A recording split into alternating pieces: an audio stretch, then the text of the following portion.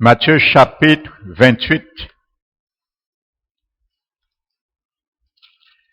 et le verset 19 à 20.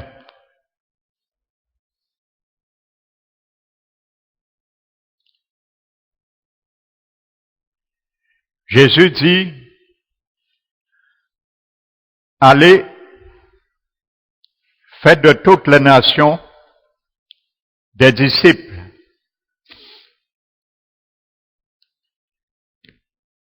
les baptisant au nom du Père, du Fils et du Saint-Esprit, et enseignez-leur à observer tout ce que je vous ai prescrit. Amen. Et voici, je suis avec vous tous les jours jusqu'à la fin du monde.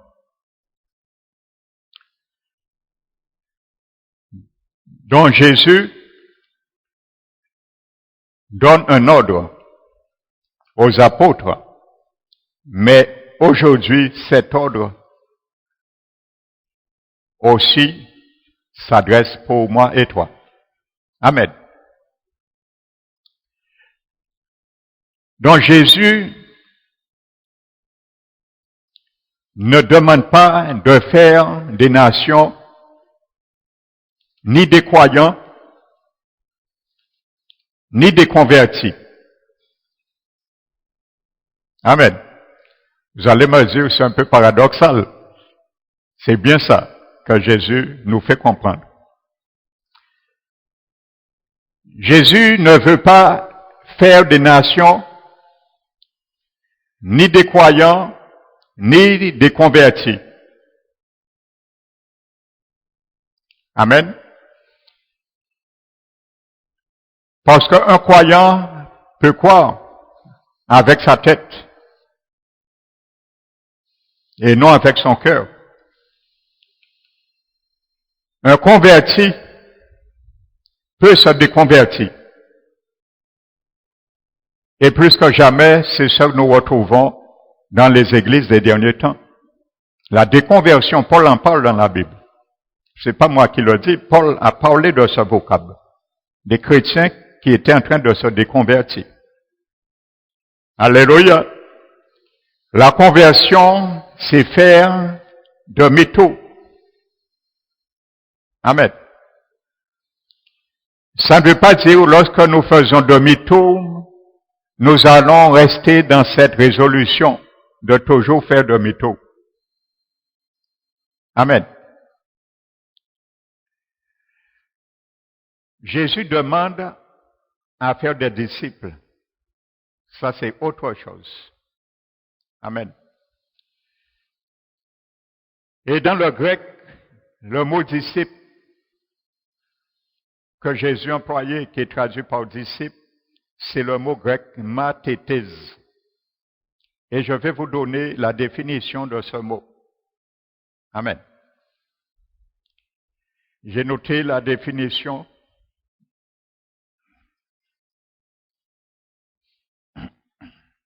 Donc ce mot grec qui est traduit par disciple, mathetes, ça signifie un élève,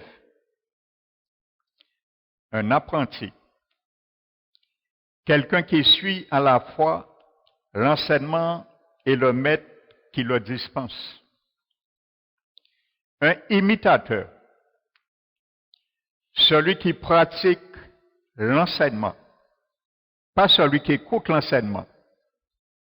Ça, c'est le converti. Mais le disciple, il écoute l'enseignement et il pratique l'enseignement qu'il a écouté. Amen.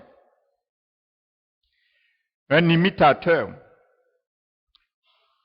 Donc, la définition d'un véritable disciple est un pratiquant de l'enseignement. Alléluia. Vous savez, la Bible nous dit dans Marc chapitre 2 que Jean-Baptiste, Hérode avait des disciples. Jean-Baptiste avait des disciples. Jésus aussi a des disciples. Et pour être disciple du Seigneur, Jésus a établi un fondement lui-même pour être disciple. Et le fondement pour être disciple, Jésus l'a dit dans Matthieu, je crois le chapitre 16.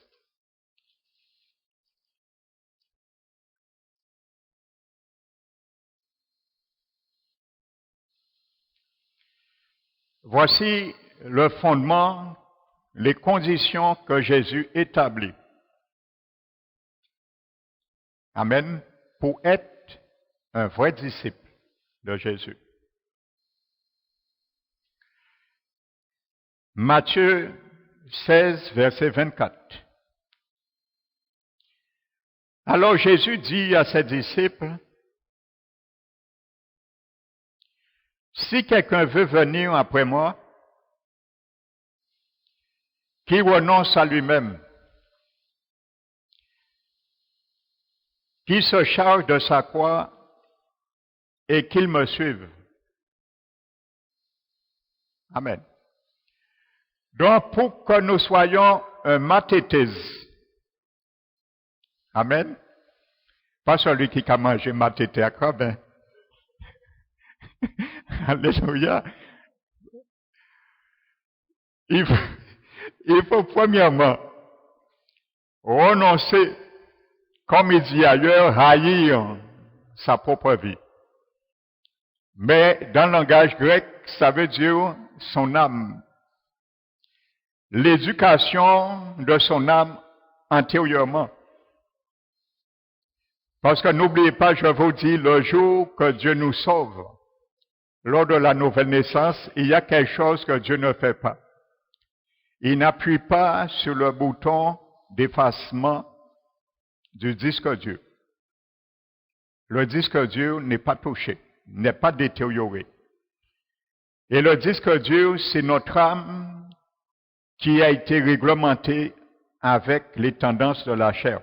Le Seigneur ne va pas effacer cela. Ça reste tel qu'elle est. Et c'est nous maintenant à transformer le régime de notre âme à cause de notre esprit régénéré.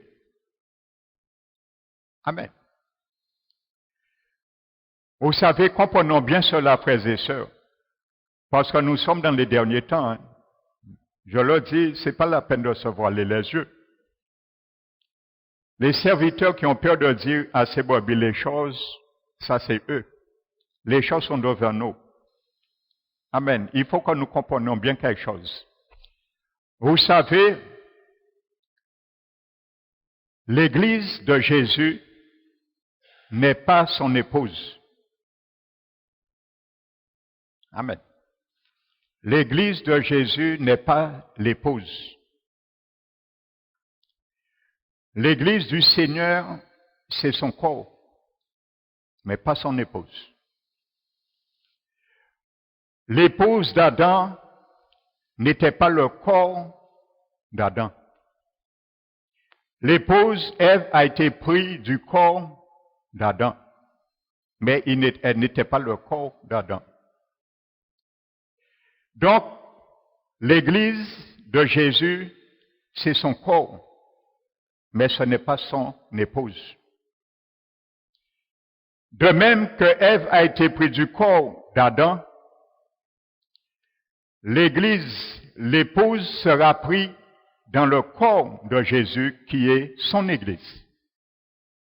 Amen. Mais l'Église n'est pas l'épouse. L'épouse sera prise dans l'Église qui est le corps du Christ, comme Ève a été sortie du corps d'Adam, mais Ève n'était pas le corps d'Adam. Donc, l'épouse n'est pas le corps, l'Église de Christ non plus. Amen. Donc, ça veut dire que ce sont certains qui seront triés dans le corps, l'Église, pour être l'épouse. Amen. Donc, dans le corps, l'Église, on trouve toujours les deux aspects. N'oubliez jamais cela. On trouve le bon grain et on trouve l'ivraie. Ça, c'est dans l'Église, dans le corps. On trouve les vierges sages et les vierges folles. Ça, c'est dans l'église le corps. Mais tout cela n'est pas l'épouse. L'épouse sera prise à travers cela lorsque le Seigneur viendra. Et c'est l'épouse qui sera avec laquelle le Seigneur va se marier. Tout ce qui pourrait graviter ensuite autour de ce mariage restera dans le corps. Mais ceux et celles qui ne seront pas qualifiés comme épouses ne deviendront jamais l'épouse. Ils resteront dans l'état du corps du Christ. Amen. Donc comprenons bien cela. Amen. Revenons à Matthieu 16, verset 25. Car celui qui voudra sauver sa vie la perdra, ou son âme dans le grec. Mais celui qui la perdra à cause de moi la trouvera.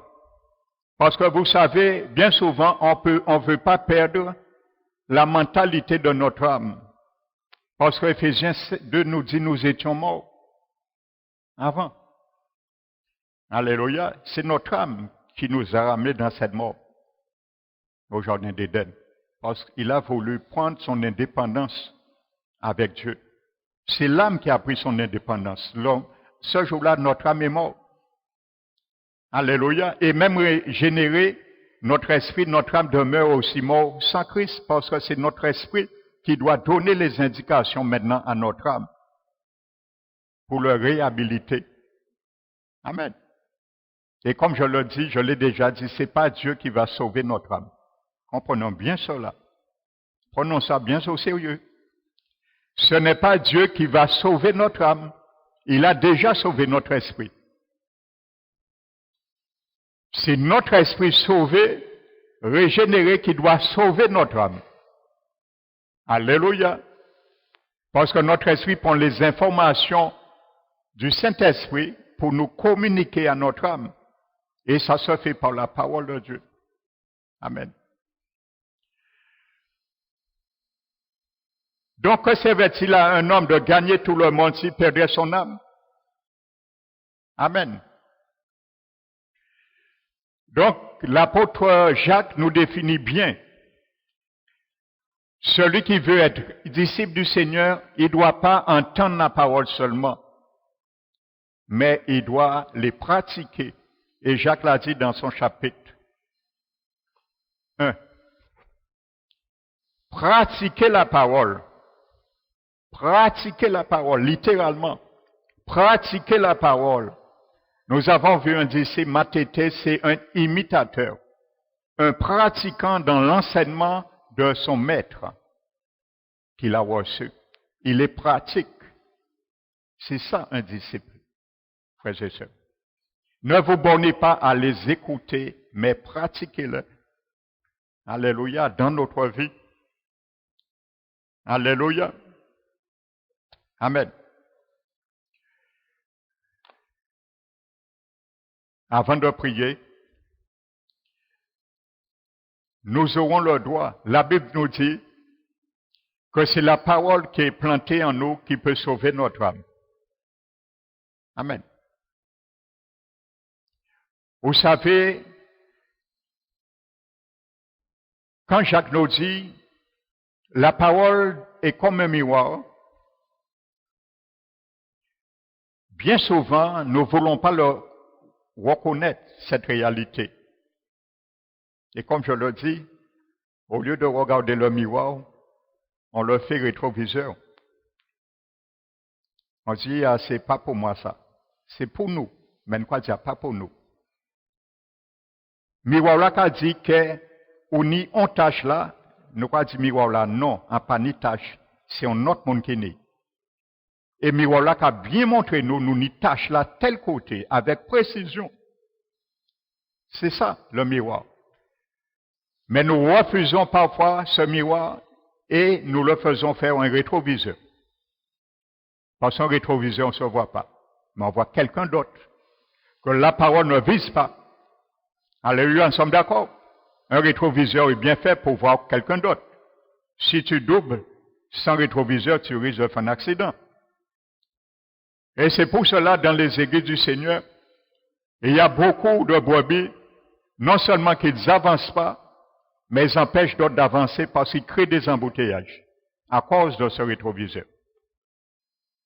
Ils n'avancent pas parce qu'ils ont fait la parole un rétroviseur, mais ils empêchent d'autres d'avancer. Donc, ils créent des embouteillages dans les églises du Seigneur. Amen. À cause de la mauvaise mentalité de l'âme. Mais il faut, ces derniers temps, frères et sœurs, que notre âme sorte et rentre dans son sévrage. Admettre la réalité de la parole. C'est ça que j'entends. Notre âme doit rentrer dans l'état d'être sévré.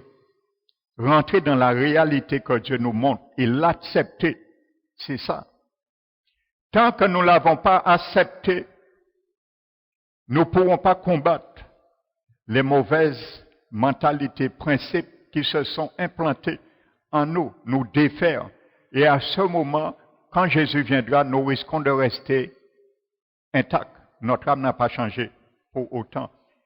Et Jacques le dit, c'est la parole qui peut sauver notre âme. Il y a une probabilité. Alléluia. C'est une probabilité qui peut sauver notre âme. Ça veut dire implicitement si nous le voulons. Amen. Donc, frères et sœurs, nous allons prier. Ne restons pas le jour de rétablissement de toutes choses. Ne restons pas à Kadès Barnéa. Vous savez, Kadès Barnéa, c'est là, ils sont tous morts. Et ils étaient devant la porte d'entrée, à Canaan. Kadès Barnéa, ils sont tous morts. Ne restons pas là. Kadès Barnéa, c'est un lieu de décision définitif. C'est un lieu où on se qualifie pour l'éternité, où on se disqualifie. Kadès Barnéa. Et il y a un seul homme, il a réclamé sa possession parce qu'il a été qualifié et il était à Kadès Barnéa. C'est Caleb. Tous sont morts là, mais Caleb est rentré. Et quand il est rentré, pas avant, l'abbé nous dit, il a réclamé à Josué sa possession. Parce que c'était le dessein formulé de Dieu pour toutes, sans exception. Donc ne soyons pas celui qui réclame, qu'il y ait une seule personne qui réclame au ciel sa possession. La porte éternelle qui nous sera largement ouverte, comme l'apôtre Pierre l'a dit. Amen. Donc ne restons pas à Kadès Barnéa, mais rentrons pour recevoir notre possession. Amen. Donc Caleb seul a réclamé sa possession qui lui revenait. Parce qu'il est allé, il a combattu et il est rentré prendre sa possession. Alléluia. Lorsque le Seigneur dit à Josué, tout lieu que foulera tes pieds, je te le donne en héritage. Alléluia. Mais Dieu voulait dire, tu l'auras en héritage à la mesure que tu vas combattre. Ça t'appartient, mais tu dois combattre pour les avoir. C'est ça que ça veut dire. Amen. Donc le Seigneur nous donne, mais il faut combattre, frères et sœurs. Amen. Donc ce soir, nous allons prier pour que Dieu vraiment nous fasse grâce encore. Pour remettre le Seigneur totalement nos vies. Afin que le Seigneur puisse nous faire trouver grâce encore devant ce qui se passe, frères et sœurs. Le monde est déboussolé. On n'a jamais connu ça. Amen. On dit on n'a jamais connu un tel état depuis 100 ans. Donc les hommes commencent à réaliser maintenant. Mais le Seigneur permettra qu'on lui donne gloire, on reconnaisse qu'il est Dieu. Alléluia. Avant que les choses. Alléluia. Le coronavirus qui fait trembler le monde maintenant. Et il y a un homme, un roi, Chambérib, il a fait trembler la nation, la Bible dit, dans Isaïe 14. Mais c'est un virus qui fait trembler le monde maintenant. Alléluia. Et on ne sait pas quel contrôle on a derrière ça, mais le Seigneur connaît toutes choses. Alléluia. Il connaît toutes choses. J'ai entendu, on a interrogé un docteur. On lui a dit, mais 70% de la Chine sont en train de se refaire. Il y a grande amélioration. On commence à prendre la gloire de Dieu. J'ai écouté cet homme, il a dit, oui, mais vous savez, en Chine, les gens ne s'embrassent pas, les gens ne se donnent pas la main pour ne pas donner gloire au Seigneur. Mais le Seigneur va faire fléchir des genoux. Alléluia, j'ai dit ça. Je crois commencer à prendre la gloire qui revient au Dieu. Très haut.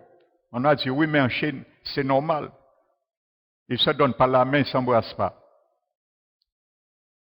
Vous savez, frères et sœurs, dans Luc, la Bible nous dit,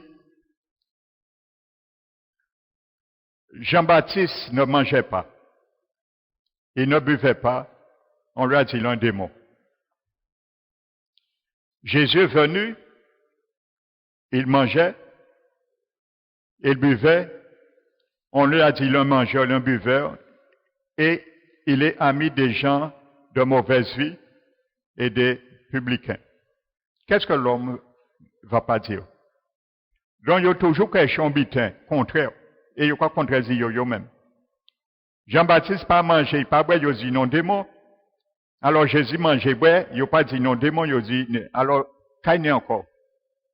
Donc, on va toujours chercher, parce que l'adversaire ne veut jamais donner gloire qui revient à Dieu, mais la gloire reviendra à Jésus. Il est le grand médecin par excellence, c'est lui qui a la solution. Et nous croyons que la solution est dans les mains du Seigneur. Alléluia, et il va faire incliner le genou. Alléluia, ceux qui ne veulent pas dans les nations proclamer miracle, ils vont le faire. Alléluia, et je le crois. Nous allons nous mettre debout et nous allons prier, frères et sœurs. Que le Saint-Esprit nous conduise à prier ce soir dans sa volonté. Nous allons prier ensemble. Père très saint, nous t'élevons, te magnifions. Merci Seigneur de nous permettre de mettre l'accent sur ce que tu nous demandes d'être. Pas des convertis, pas seulement des croyants, mais plus que cela, des disciples, mais des disciples authentiques. Celui qui écoute ta parole, mais qui détourne point ses oreilles pour ne pas la mettre en pratique. C'est celui, Seigneur, qui pratique l'enseignement que tu lui dispenses, Seigneur, par la manière, en tant que le Maître et le Seigneur, tu as fait et tu as été le pionnier, l'exemple parfait en toutes choses. Alors nous te disons ce soir, Seigneur, nous voulons te dire oui. Apprends-nous, Seigneur, à combattre les mauvaises tendances de notre âme. Car tu as dit que si quelqu'un veut venir après toi, premièrement, qu'il renonce à lui-même, qu'il se charge de sa croix et qu'il te suit. Si nous ne renonçons pas à notre âme, à la vie de notre âme, qui nous a emmenés dans la mort spirituelle, nous ne pourrons, Seigneur, envisager non plus de les mettre, les mauvaises pensées, les mauvaises tendances, les mauvais caractères, les mauvais désirs, les mauvais sentiments, émotions sur la croix afin de les crucifier. Et si nous ne le faisons pas, nous ne sommes pas prompts à te suivre, Seigneur. Alors c'est pour cela, nous voulons, Seigneur, te dire comme l'apôtre Paul l'a dit, que je suis crucifié avec Christ. Et si je vis, Ce n'est pas moi qui vis, mais c'est Christ qui vit en moi. Il était le reflet d'un disciple qui partageait la croix. Et nous voulons, Seigneur, que nous soyons aussi ce reflet, car il a dit, je glorifie et je rends grâce à Dieu. Loin de moi de penser, de me glorifier, d'avoir autre pensée que Jésus crucifié, par lequel le monde est crucifié à mon égard, comme je le suis à l'égard du monde. Alors, Seigneur Jésus, c'est notre âme, mon Dieu, qui nécessite et qui mérite, Seigneur, d'être crucifiée. Car notre âme, Seigneur, c'est elle qui nous conduit. C'est elle, Seigneur, qui nous rend obéissants ou qui nous rend désobéissants.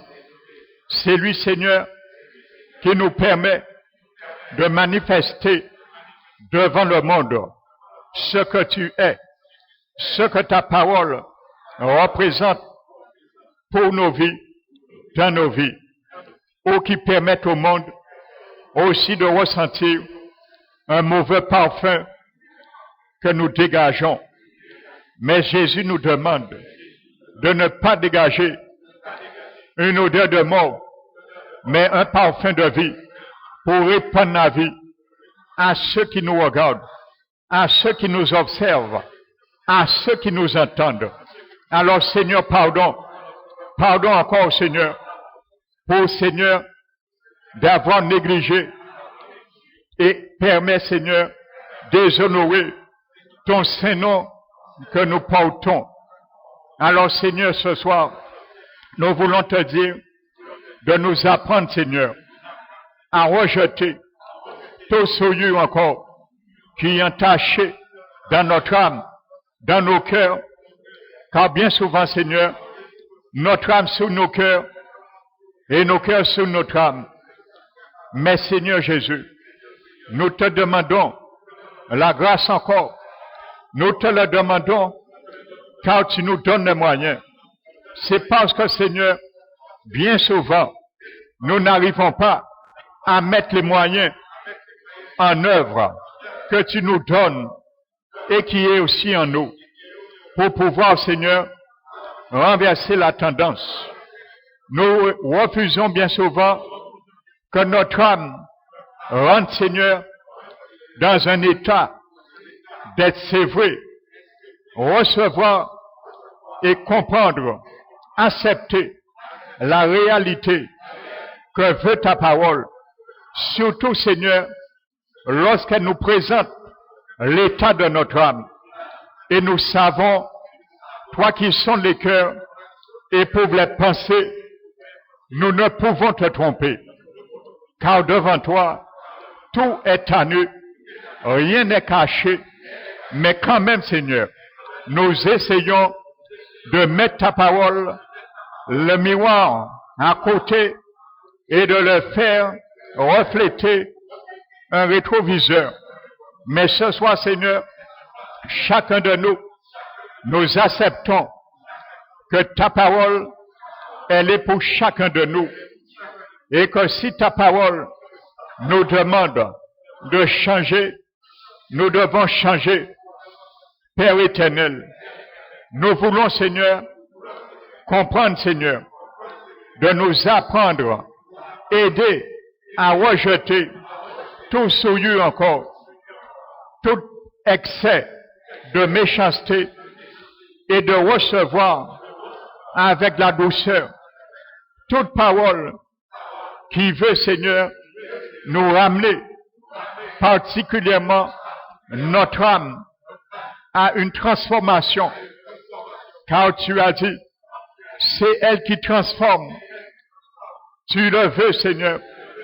Mais bien souvent, Seigneur, tu nous ramènes ton peuple des derniers temps. Ils aiment redire leurs coups. Et combien parmi nous, nous aimons redire nos coups? Alors nous te demandons, Seigneur, pardon, quand même ton fardeau, ta parole est légère. Nous redissons nos coups. Tu nous as démontré ton peuple, Israël. Chaque fois, Seigneur, ils avaient soif. Il n'y avait pas d'eau. Ils murmuraient. Ils contestaient. Ils protestaient. Mais aujourd'hui, ton peuple, Seigneur, des derniers temps, tu les donnes à boire dans des eaux paisibles, la bonne eau, la bonne nourriture. Aujourd'hui, Seigneur, c'est lorsque tu donnes à boire à ton peuple de l'eau, il murmure. Lorsque ton peuple n'avait pas d'eau, il murmurait. Mais maintenant ton peuple a de l'eau, il murmure. Alors Seigneur Jésus, nous te demandons de nous ramener ce soir, Seigneur. Nous voulons, Seigneur, que tu te présentes aussi, Seigneur, dans la vie de notre âme. Comme tu as dit à Moïse, tu te tiendras devant eux sur le rocher d'Horeb. Et tu avais dit à Moïse, le verge que tu avais frappé, la mer Rouge, tu vas l'utiliser et tu vas frapper le rocher d'Horeb afin que l'eau jaillisse et que le peuple puisse s'abreuver. Il a été fait ainsi. Alors ce soir, Seigneur, nous te demandons, notre Seigneur Jésus, que tu puisses maintenant te mettre, Seigneur, en action, en service, mon Dieu, sur l'aspect de notre âme, sur le rocher de notre âme, afin de frapper aussi l'endurcissement et que l'eau jaillisse, l'eau de ta parole puisse jaillir, couler en abondance sur l'âme de chacun de nous, Père éternel, qui sont présents ici, mais ceux et celles qui ne sont pas venus ici, que tu puisses faire la même chose, Seigneur, car ton peuple, à cause de cela, tu as donné ce nom, ce lieu, le nom de Mériba et de Massa, à cause des querelles, les murmures et des contestateurs.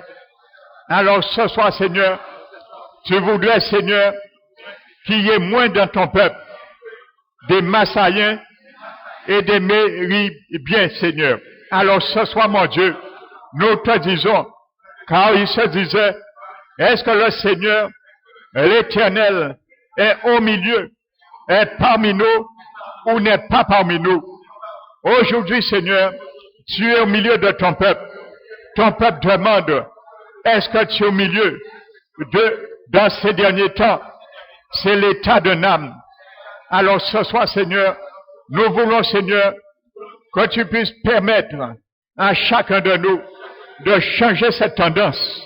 Lorsque tu es au milieu de nous, qu'on le sait, on reconnaît que l'Éternel est au milieu de nous. Lorsque tu nous satisfais dans la soif, dans la nourriture, qu'on le reconnaît et qu'on n'essaie pas de tricher avec toi, car on ne trompe pas le Seigneur. On peut tromper un homme, on peut tricher avec un homme, mais on ne triche pas et on ne trompe pas notre Rédempteur. Il est le chef suprême de l'Église universelle, le chef suprême de son Église, la plénitude de son corps, et où il opère tout en chacun de nous, en tout, Seigneur.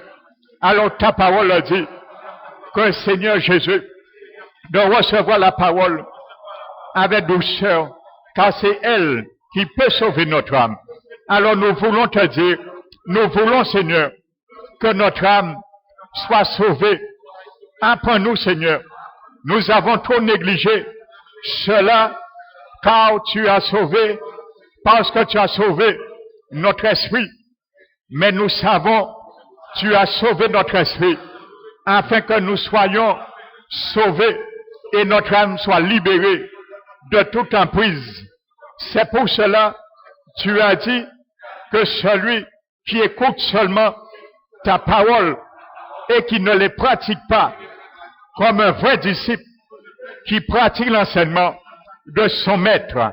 Alors Seigneur Jésus, tu avais enseigné, tu as marché, tu as démontré ce que tu devais montrer, démontrer à tes disciples, mais tu as codifié ce que tu as montré à tes disciples pour nous les derniers temps, afin que nous marchions aussi, Seigneur, main dans la main, avec tes principes, avec le modèle que toi, Seigneur, tu as été l'exemple manifesté en chair et os sur cette terre en tant que le vrai Dieu.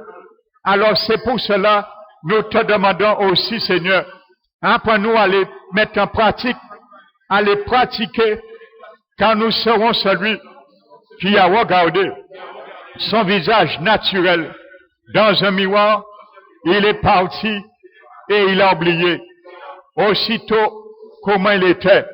Nous l'oublions parce que notre âme refuse d'être sévrée par la parole que nous entendons bien souvent, car nous ne voulons pas lâcher.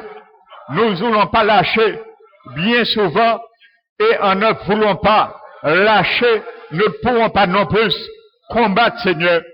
Mais tu as dit que celui qui a plongé ses regards dans la loi parfaite, la loi de la liberté, tu nous décris que c'est ta parole qui libère notre âme.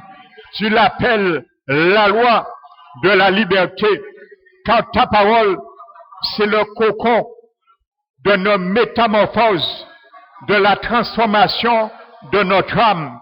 Alors ce soir, Seigneur, nous voulons être noyés dans ce cocon, afin, Seigneur, que notre âme reconnaît et connaît sa métamorphose, que tu nous demandes d'être transformés dans la transformation, le changement, renouvellement de notre intelligence. Merci, Seigneur, pour connaître ta volonté, connaître tes principes, recevoir de toi. Alors ce soir, Seigneur, nous voulons te dire, apprends-nous, Seigneur, à être celui, à être celle qui met la parole en application, qui plonge ses regards dans la loi parfaite. Apprends-nous, Seigneur, et je le veux, Seigneur, à plonger mes regards dans la loi de la liberté, afin que mon âme sorte dans toute captivité de prison et qu'il soit libéré. À ce moment, nous pourrons obéir à la loi parfaite, Seigneur. Mais tu veux ta parole devienne, Seigneur, la loi de la liberté. Je confesse, je déclare ce soir, au nom de Jésus, que mon âme, par la parole, l'assistance de la parole et du Saint-Esprit, reçoit la liberté. Afin, Seigneur, que je ne sois pas un auditeur oublieux, mais mettant en œuvre ce que j'ai entendu, les mettant en œuvre, afin, Seigneur, je persévère dans cette mise en œuvre et que je sois heureux dans, Seigneur, mes activités. Merci, Seigneur, nous le voulons, chacun de nous. Nous te prions, Seigneur, accorde-nous cette grâce, Père éternel. Merci, Seigneur, car nous l'avons prié vendredi dernier. La nuit avance et le jour approche. Tu nous demandes de nous dépouiller des œuvres de la ténèbre et de nous revêtir des armes de la lumière. Loin, Seigneur, de marcher.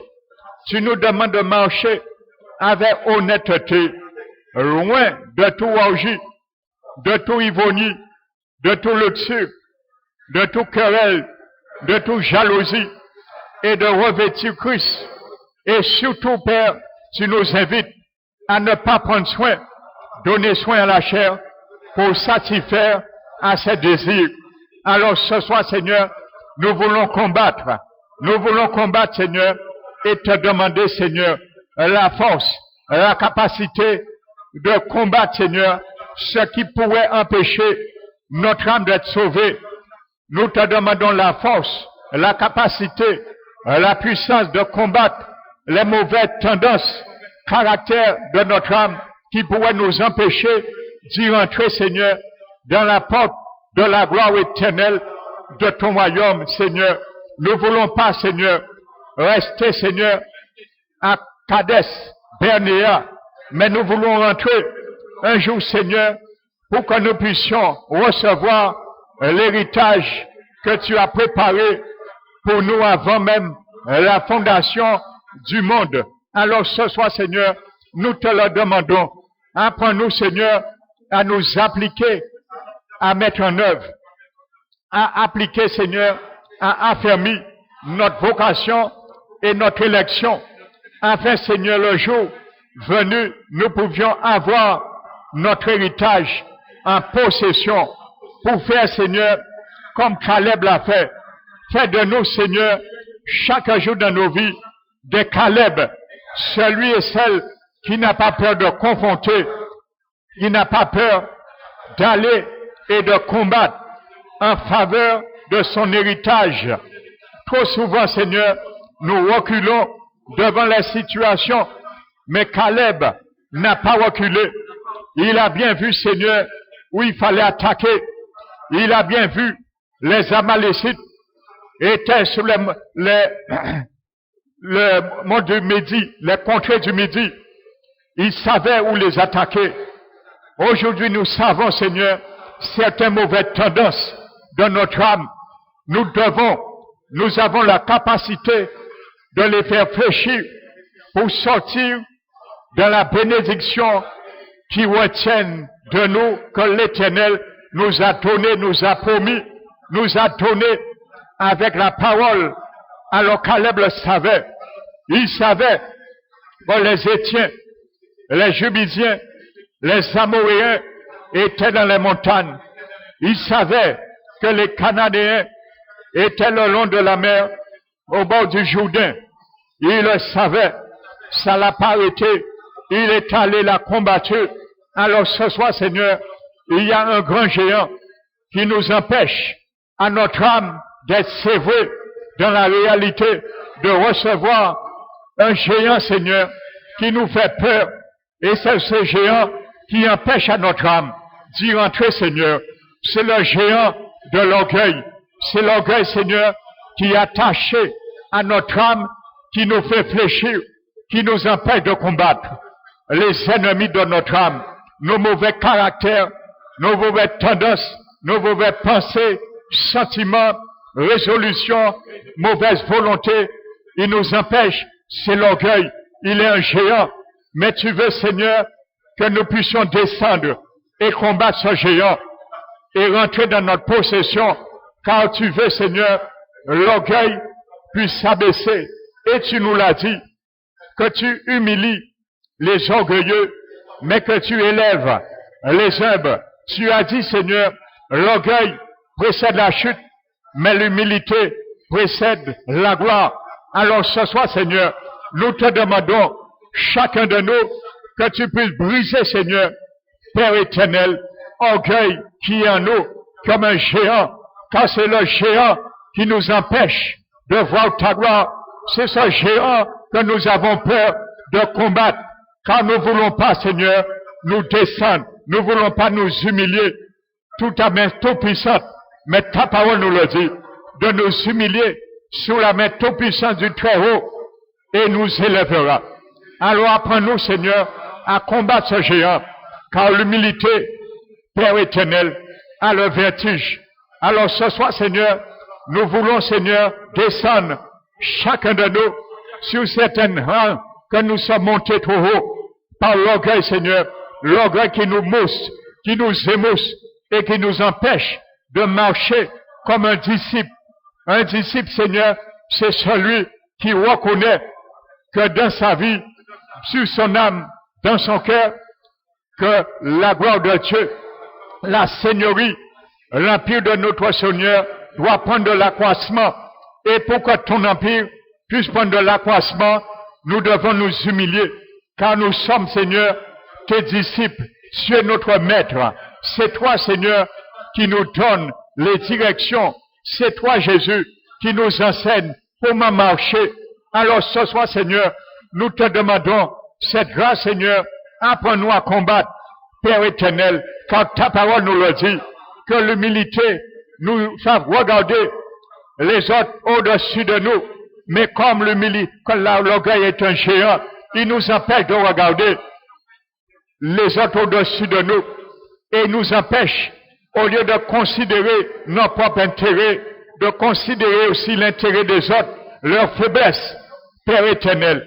Et c'est pour cela, bien souvent, nous nous endurcissons, nous méprisons ta bonté, nous méprisons les richesses de ta bonté, nous méprisons les richesses de ta patience, nous méprisons les richesses de ta longanimité à cause de l'orgueil qui s'est érigé comme un géant qui nous empêche de voir, Seigneur, que ta patience, à cause de ta patience, qui nous empêche de voir, à cause de ta bonté, qui nous empêche de voir, à cause de ta longanimité, qui nous pousse à la repentance. Alors ce soir, Seigneur, nous proclamons, à cause de ta patience, à cause de ta bonté, à cause, Seigneur, de ta longanimité, qui nous pousse à la repentance.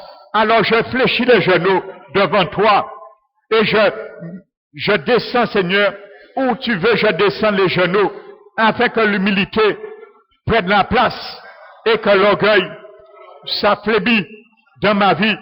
Nous l'affaiblissons par la grâce de l'Éternel. Nous proclamons, nous déclarons ce soir par ma bouche que l'orgueil qui s'est élevé dans mon âme soit affaibli. Je l'affaiblis ce soir. Je le déclare au nom de Jésus. Je le déclare. Tu as dit, Seigneur, que dans notre bouche, nous avons le pouvoir de déclarer. Alors nous déclarons que tout orgueil qui a pris la place de Jésus, la seigneurie de Jésus dans mon âme, au nom de Jésus, qui s'affaiblisse et que Jésus reprenne la place et que Jésus reprenne sa seigneurie sur l'état de mon âme. Car c'est ta parole, en les mettant en application, qui puisse libérer mon âme. Alors ce soir, Père éternel, retire notre âme dans la prison. Elle s'est mise. Retire mon âme dans la prison de l'élévation. Et retire mon âme dans la prison de l'orgueil.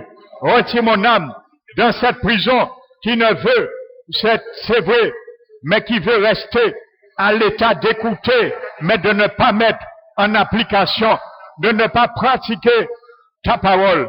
Alors ce soir, Seigneur, nous nous revêtons de Seigneur Jésus. Nous nous revêtons des armes de la lumière. Alors ce soir, Seigneur, nous nous revêtons de ces armes, les armes de la lumière. Nous nous revêtons de l'arme, du vêtement de la miséricorde. Nous nous revêtons du vêtement de compassion, Père éternel. Nous nous revêtons du vêtement d'humilité, afin que l'humilité nous fasse regarder celui au-dessus de nous, et qu'au lieu de considérer nos propres intérêts, que l'humilité, nous nous revêtons ce soir, fasse regarder aussi les autres dans leur intérêt. Père éternel, apprends-nous ce soir à regarder la faiblesse de mon frère, de ma sœur, aussi comme une force pour moi, car demain, je vais fléchir et j'aurai besoin qu'il me regarde, qu'elle me regarde aussi, comme moi, je le regarde, et comme tu veux, je le regarde. C'est pour cela, tu nous demandes de nous fortifier, de nous supporter les uns des autres. Alors ce soir, je déclare et je proclame que je sois le tuteur pour mon frère, pour ma sœur. Je déclare ce soir que mon frère, ma sœur, soit mon tuteur dans mes faiblesses. Car tu as dit, Seigneur, de nous exhorter les uns des autres, de prier les uns aux autres et de nous aimer les uns les autres, ainsi que le monde connaîtra que nous sommes vraiment disciples. Tu nous as dit, Seigneur, dans Jean 8, que si nous sommes demeurés en toi et que notre parole demeure en nous, nous serons vraiment tes disciples. Un disciple, c'est celui qui reste pas dans la position, mais celui qui demeure et qui reste dans la position. Père éternel, fais de nous des disciples, fais de nous, Seigneur, l'Église, parole qui restaure, des disciples, des vrais disciples, des imitateurs, des initiés dans ta parole, celle qui met en pratique, qui marche étroitement avec l'enseignement, un pratiquant de ta parole, un pratiquant de l'écoute, de ta parole, Père éternel. Tu nous demandes de ne pas nous borner à l'écouter seulement, mais à les mettre en pratique. Combien parmi nous qui se sont disqualifiés car ils ont sans cesse refusé ta parole qui était la verge, la correction pour chacun de nous, pour notre âme. Mais tu l'as dit, malheureusement, que le châtiment, nous avons tous droit et nous ne sommes pas exempts, car cela nous conduit à un fruit paisible de justice. Alors c'est ta justice qui le veut. Alors je réclame aussi, ta justice le veut. Alors je m'attache à ta justice, j'accepte ta justice sur ma vie. Car c'est elle, ta parole, qui sauvera un jour et qui peut sauver mon âme. Seigneur Jésus, tu m'as dit, je ne suis pas appelé, tu m'as pas appelé pour le jugement, pour la condamnation, mais pour l'acquisition de mon salut. Alors Seigneur, tu nous demandes de ne pas être ceux qui se retirent pour perdre leur âme, mais ceux qui persévèrent pour gagner leur âme. Alors ce soir, je déclare, je ne suis pas dans le rang, je sors dans le rang de celui qui se retire pour se perdre son âme, mais je me mets dans le rang de celui qui persévère pour gagner son âme, pour gagner son salut, pour gagner son héritage, pour entrer un jour dans sa possession que l'Éternel a décrit, a formulé avant la fondation du monde. Merci Seigneur, tu as la provision. Merci mon Dieu pour tout. Tu nous donnes ce soir encore, Père éternel, une provision pour que nous puissions, Seigneur, y rentrer et marcher. J'approvisionne mon âme ce soir par la provision de l'Éternel à cause de sa patience, à cause de sa bonté, à cause de sa longanimité. Merci Seigneur, merci mon Dieu, merci mon roi. Ce soir, Seigneur, nous prions encore, Père éternel, à cause de ce virus qui est en train de frayer et d'effrayer, Père éternel, le monde. Il fraye son chemin et il fraye le monde, Seigneur. La psychose, Seigneur, est entrée maintenant, Guadeloupe, Père éternel. Nous te prions, Seigneur, et nous prions, mon Dieu, qu'il y a certains Guadeloupe qui sont déjà affectés, Père éternel. Nous prions, Seigneur, à cause, Seigneur, de ta grandeur, à cause, Seigneur, de ta miséricorde. Nous savons, Seigneur, tu savais et tu avais déjà vu ce virus, mais tu avais déjà vu la solution. Père éternel, tu avais déjà vu la solution. Tu avais déjà ce qu'il fallait, Père éternel. Nous te remercions. Nous te remercions. Tu avais déjà, Père éternel, vu, Père éternel, avant la chute, que Jésus était immolé. Tu l'avais déjà vu. Avant la chute, tu avais, Seigneur, la solution déjà. Tu as la solution. Nous le savons, Seigneur. Mais tu veux, Seigneur, montrer au monde, montrer aux nations, montrer aux gouverneurs. Il y a un seul Dieu, un Dieu qui s'appelle l'Éternel. Et nous le déclarons, tout homme, femme qui ne veut pas admettre que l'Éternel est le seul vrai Dieu, celui seul qui est assis sur un trône, un vrai trône, il s'appelle l'Éternel. Alors Seigneur, tu fais fléchir le genou. Merci Seigneur, nous te demandons grâce, miséricorde pour nos aînés, car nous savons, ce sont les aînés, les âgés qui sont les plus atteints, les plus vulnérables. Alors ce soir Seigneur, nous te demandons grâce Seigneur, parmi ton peuple, tous ceux et celles, que ce soit les jeunes, les aînés qui sont déjà atteints, que ce soit en Guadeloupe, que ce soit ailleurs, en France ou ailleurs, nous proclamons ton sang, Seigneur. Et par rapport à le sang de Jésus, que leur sang soit transfusé, leur globule rouge, leur globule blanc, soit transfusé avec ton sang, afin de les purifier, afin, Seigneur, que toute cellule, que toute fibre, que toute partie de leurs poumons qui serait affectée, que tu puisses, Seigneur, agir ce soir au nom de Jésus, par la puissance du sang de Jésus, que ton sang, Seigneur, nettoie, régénère les poumons, le système respiratoire car nous savons, c'est là son point d'attaque, c'est là le point d'ancrage de ce virus. Alors ce soir, nous proclamons, Seigneur, que tu puisses, Seigneur, ramener ton sang comme l'antidote pour détruire tout effet à travers ce virus, dans ceux et celles, les poumons, le corps, le sang de ceux et celles qui seront déjà affectés, et pour ceux et celles qui ne sont pas encore affectés, Seigneur, nous prions, Seigneur, aussi, Seigneur, que tu les visites, Seigneur, et que ton sang soit un rempart pour chacun de nous, en Guadeloupe, Seigneur, en France, en Afrique, en Italie, en Chine, Seigneur, car tu aimes l'humanité, tu aimes tes enfants, mais tu aimes aussi l'humanité. Ils sont tous faits à ton image, selon ta ressemblance.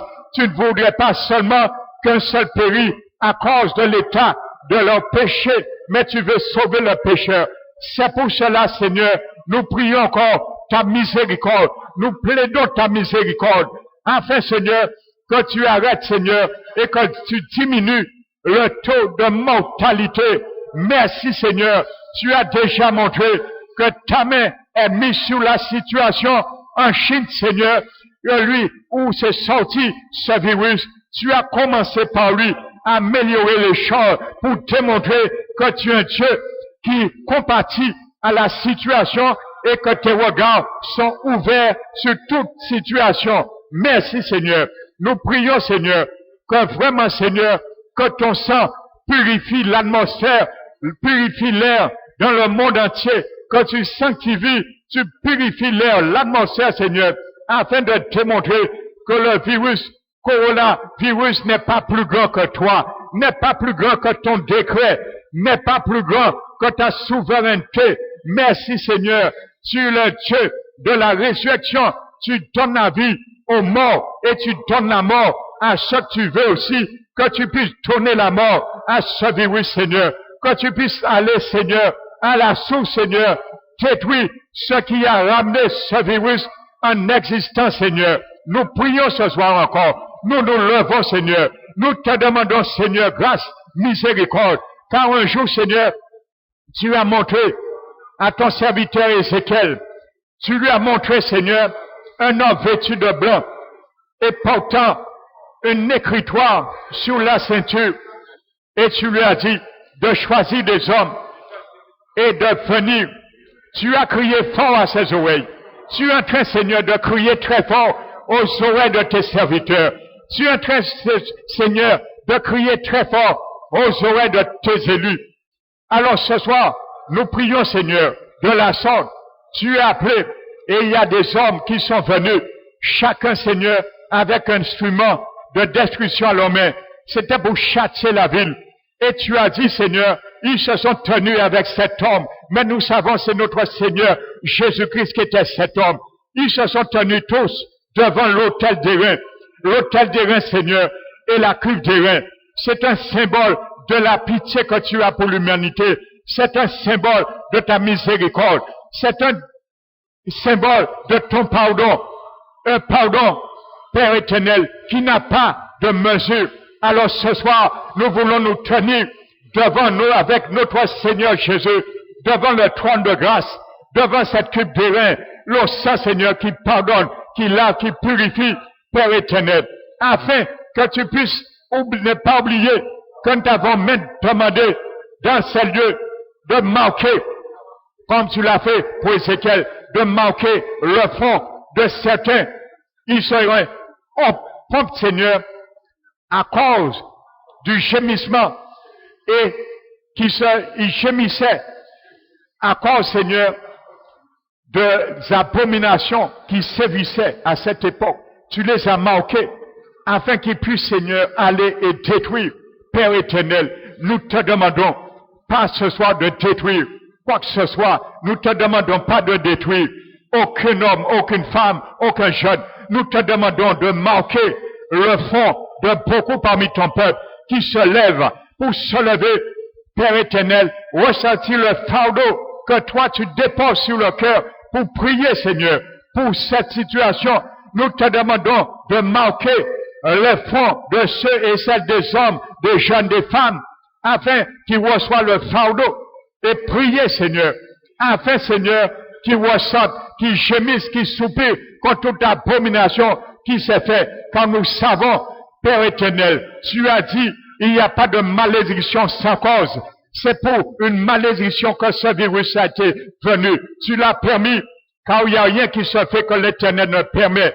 Mais c'est pour prendre conscience, premièrement, à ton peuple, qui doit se lever. Nous nous levons et nous prions, Seigneur, que l'Église Parole qui restaure ne soit pas la seule Église, ni en Guadeloupe, ni en France, ni au Chine ou quoi que ce soit, qui se lève seulement. Mais lève tes églises, afin qu'ils prient, qu'ils cherchent ta face, qu'ils poursuivent, Seigneur, dans l'intercession, et surtout, Seigneur, qui n'oublie pas de te donner les actions de grâce. Alors ce soir, nous te demandons, dans l'église Parole qui restaure, dans les églises en Guadeloupe, dans les églises en France, dans les églises de toutes les nations qui sont déjà atteintes ou pas atteintes de ce virus, Seigneur, qui se lève, que tu marques leur fond, afin qu'ils gémissent, qu'ils soupirent et qu'ils se lèvent devant toutes les abominations qui sévissent dans le monde. Les abominations, Seigneur, Père éternel, maltraitance, psychologie, spirituelle, physique, Seigneur, à cause de ces choses. Alors nous te demandons grâce. Nous te demandons pardon pour les nations. Nous te demandons pardon aussi pour la Guadeloupe, car nous savons, il y a aussi de l'abomination en Guadeloupe. Nous ne le voyons pas, nous ne savons pas tout, mais toi tu vois tout et tu connais toutes choses, Seigneur. Il y a la sorcellerie en Guadeloupe, il y a la sorcellerie particulièrement pendant cette période, Père éternel, et d'élection, Seigneur. Nous savons que beaucoup ont consulté le marabout. Alors ce soir, nous prions aussi pour les élections qui auront lieu dimanche 22, Père, que tu puisses étendre tes regards.